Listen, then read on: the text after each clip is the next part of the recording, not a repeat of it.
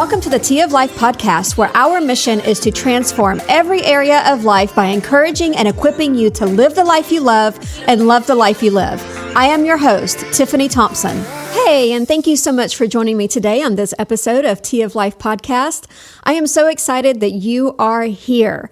Today, we're going to be talking about the 7 steps to loving the life you live. So if you need to set a goal to love your life and you don't know exactly how to do that or even where to start, this episode is for you. We're going to break down each step one by one and talk about them in detail in order to help you get to your goal faster and easier. So stay tuned. One of the biggest obstacles for us not loving our life is sleep. Are you getting enough rest at night? Well, statistics say that the answer to that is probably no. And I want to help you with that too. About 10 years ago, my husband and I were down and out with our mattress purchases. We couldn't seem to find the right one for us. I was also dealing with a lot of shoulder, arm, and back pain, which I know so many of you are as well. And I had no idea that our mattress was contributing to the problem. After a lot of research, we finally settled on one that was way too expensive for our wallet. Then, after a little more research, we found a mattress that is completely comparable to the more expensive mattress that we loved.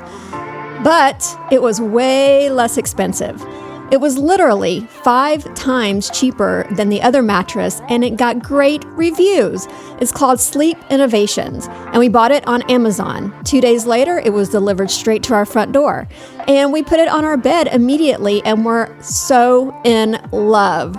That night, we had a fantastic night's sleep, and the next morning, I woke up with no pain in my shoulder, arm, or my back. None. And it's been gone ever since. Since then, I have recommended this mattress to a few other friends, and they love it. It's also made in the USA and comes with a 20-year warranty. We've had ours for about 10 years now, and it's holding up fantastically. So if you need a new mattress, you should definitely check this one out. I've put a link to it in our show notes for easy access, and I will go ahead and put a link to it in our Facebook page as well. So if you're not following us there, go and search for Tea of Life podcast and be sure to like our page. Last week, I talked about 5 components to setting goals. Today, I want to share some simple steps that will help you get to those goals or figure out what those goals are. These steps are not from a book that I've read, and they're not anything that I've heard from a seminar or a conference. April and I originally formed what we called the 8 Simple Steps, which we talked about in episode number 50. And last week, I referred to them as 8 Simple Steps in my podcast. But as I was forming this episode, I realized a few changes that could be made, and I decided to go ahead and tweak them a little. And I changed it to 7 simple steps to loving your life. Henry David Thoreau, a philosopher and poet, said, "The mass of men lead lives of quiet desperation and go to the grave with the song still in them." So with the foundation of April's and my collaboration, I'm giving you 7 simple steps that I hope will help you get out of your quiet desperation and on to achieving your goals. Whether your goal is to become a better person, change your circumstances, or maybe even your attitude, I hope these encourage you and help you to achieve it. My hope for you is that by giving you these steps and breaking them down one by one, it will help you get to your goal easier and create a vision for what needs to be done along the way. So, let's get started, shall we? The first step is stop. Stop procrastinating. This is a chance for you to recognize the problem. This is a chance for you to take a moment and just stop the madness. Stop and recognize what may be contributing to the problem. Stop lying to yourself. Stand still and recognize the situation for what it is. If necessary, seek silence for yourself. Take this time to pray and meditate. Identify what it is that is holding you back. What is it that is hurting you and keeping you from moving forward to the life that you love? Stop moving forward to the direction of destruction and stop moving forward to that thing that keeps holding you back. You may not be able to immediately identify or know what needs to change or what's holding you back, and that's okay. You just sense that some things or something needs to change, and you need to figure out what that is. In order to do this, you need to stop where you are and recalculate your next move. Think about it this way. So you're on a road trip and you suddenly realize that you were on the wrong road. You've been traveling for hours thinking that you were going down the right direction and you would be arriving at your destination very soon. Well, then something happens and you suddenly realize that for quite some time now, you have actually been going in the wrong direction. You're totally off track and possibly even lost. You're not moving in the direction that you wanted to, plan to, or even wish to. But once you realize this, what do? Do you just continue going down that direction and hope to arrive at your destination eventually? I mean, technically the earth is round, so that could happen, right? No, it doesn't work like that. Andy Stanley says, direction, not intention, determines your destination. You stop. You pull over to the side of the road and recalculate your direction toward the way that you intend to go. This actually happened to us one night. My husband was in a Christian music band and I was their designated driver at the time. Well, one night he offered to give me a break in driving to the next city, which was about 8 hours away. This was before GPS and when we had to actually buy our maps from the truck stop. He calculated his route on this paper map and proceeded to our destination. About 4 hours into the trip, he stopped for fuel, and when he was filling up, he noticed that something didn't seem right. He checked his map and realized that he had been driving in the opposite direction. He had driven 4 hours in the opposite direction. He was going west instead of east. Yeah, he was pretty pissed about it, and there was nothing that he could do about it. There was nothing that any of us could do except stop going in the wrong direction. That was not a fun night, but it does make for a really good story now. So after you stop and assess the situation, you need to step back or separate yourself and your emotions from the situation. This could look similar to stop, but it's different.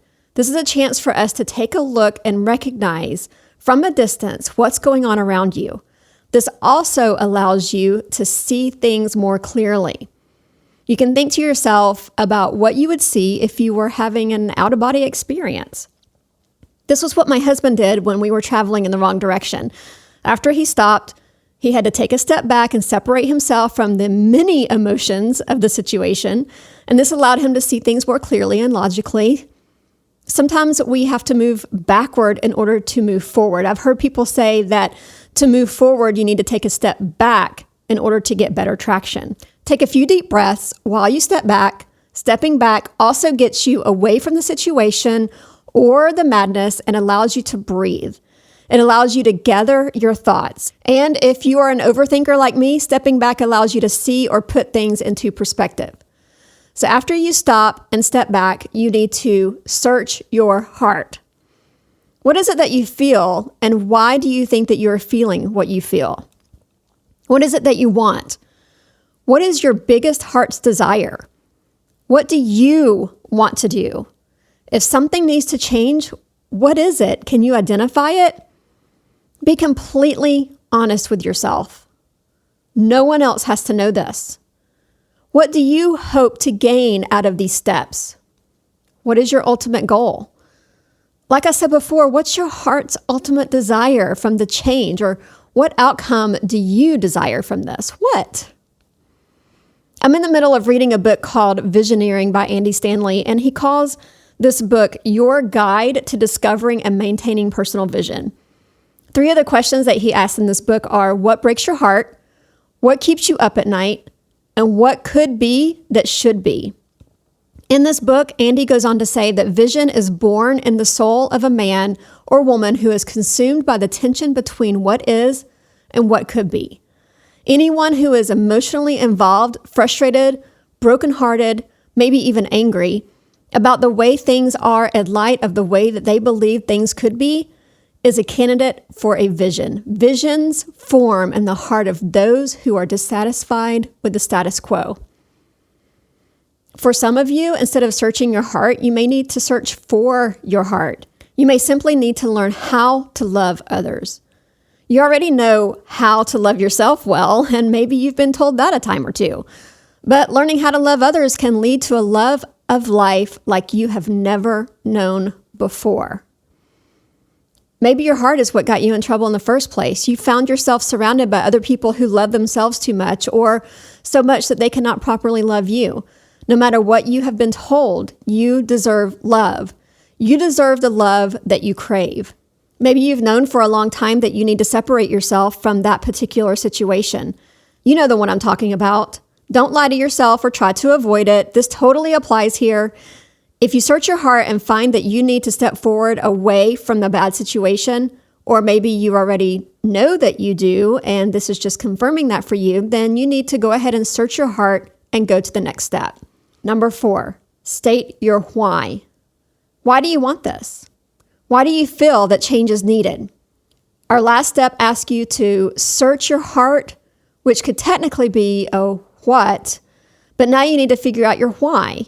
Is this for you, or is this for your spouse, for your kids, your grandkids, your parents, your entire family, or for your work life? You need to know your why. When you start to get off course or feel like you're not making progress, you need to remember and go back to your why. Your why will allow you to get back on track. Your why will allow you to stay focused toward your goal. Your why is very important. If you want to achieve your goal and have your vision for your goal become your reality, you need to make sure that you clearly state your why. And in order to clearly state your why, you need to have a clear picture of what your end goal really is. Your why will be what gets you through all those little goals along the way. And it will be what picks you up when you fall. It will be what encourages you when you are discouraged.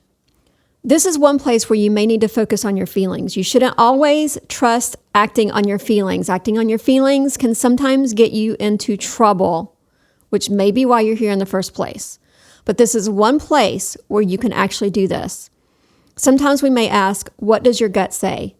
You do, however, still need to proceed doing this with caution. If you are too angry, you could state your why out of anger, which could definitely cause more havoc in your situation. Or if you're feeling guilt or a little too much empathy, it could lead you to find yourself deeper in a bad situation, all in the name of quote unquote empathy. Don't confuse empathy with compassion.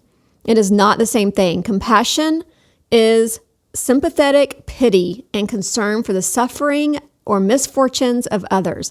And empathy is the ability to understand and share the feeling of another. To be able to put yourself wholly in someone else's shoes.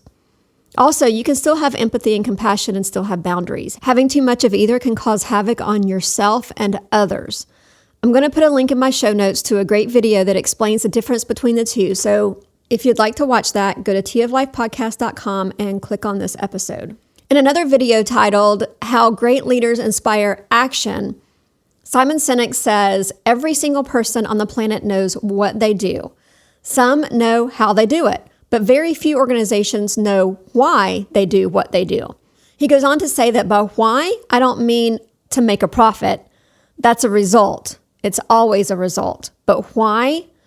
I mean, what's your purpose? What's your cause? What's your belief? Why do you get out of bed in the morning? Go back to what Andy Stanley says. What breaks your heart? What could be that isn't? All right, so number 5, say no to the things that do not line up with your why. In episode 56, Brandon and I talked about the benefits of saying no. We said that saying no actually allows you to say yes. Saying no to things that do not line up with your why, doing this allows you to say yes to everything that does line up with your why. Whether we say yes or we say no, there's always an opportunity cost involved. What we need to figure out is which opportunity cost we are most willing to give up or live without. Are we willing to give up loving our life just so we can say yes to the things that are not beneficial to us or that do not push us in the right direction? Leo Babauta says it this way, and I'll put a link to this in my show notes. When I suggest that people simplify their day by saying no to something, I often hear people say, but I'd rather say yes. Of course, saying yes sounds so much more positive. I'll say yes to yoga, and wonderful projects and gardening, but where does the room for these beautiful things come from? We have to admit to ourselves that there's a limit to how much we can do in a day, and that our days are already full. We have limits. So we say no first. We have to clear up some space by saying no to the things that we'd like to do, but are taking up space in our lives, space that could be used by something we really, really want to do. So if you really want to create the life that you love to live, you're going to have to learn to say no to the things that do not line up with your why. I must give you a warning though. There will be people around you who won't understand your no, especially if you've always said yes to them. They may get mad at you for saying no to something that they want or want to do, or even something that they want you to do for them. But you have to stick to your guns. Only you can do this for yourself. Maybe it's time to move on and find new friends who can help inspire you towards your goals instead of holding you back or even holding you to their goals. If you're trying to lose weight, you're going to need to learn to say no to the things that hold you back from that. But just remember that every time you say no to something, you say yes to something else. It's impossible to say no or to just say yes. You cannot have one without the other. There's always an opportunity cost. I've also made it easy for you if you have trouble saying no or just don't know how, especially to those of you who have always said yes. Go to my show notes for this episode on teaoflifepodcast.com, and you will find a link to 49 ways to say no to anyone when you don't want to be a jerk. And this will at least give you some place to start. So start practicing on your friends who you know will not get mad at you for saying no. Build your confidence that way, and then move on from those to those who you know will rebel when you do say no to them. This is what I had to do. I had a situation where I found myself saying yes to all the things that I didn't want to do, things that were not bringing me joy, things that I should not be doing. And these were not bad things. In fact, to an outsider, they may have actually looked like good things or the right thing to do, when in reality, it wasn't what God had for me to do at the time. I was actually foregoing my own desires and goals so that I could make someone else happy, when in actuality, the other person was super miserable. And it was spilling over onto me, and I knew that this was the case long before I began to say no to them. I continued to say yes to all their wishes, and even when it affected my relationship with my husband and my kids, all because I didn't want to say no to this person and make this person mad at me. Because when this person was mad, it was plain terrifying. However, after a few practices, I mustered up the confidence to say no, and sure enough, that person got so mad at me that she stopped talking to me for a time, but not before telling me how selfish and self-centered I had become. I was completely heartbroken, and it hurt bad, but then I began to realize that the silence was actually golden.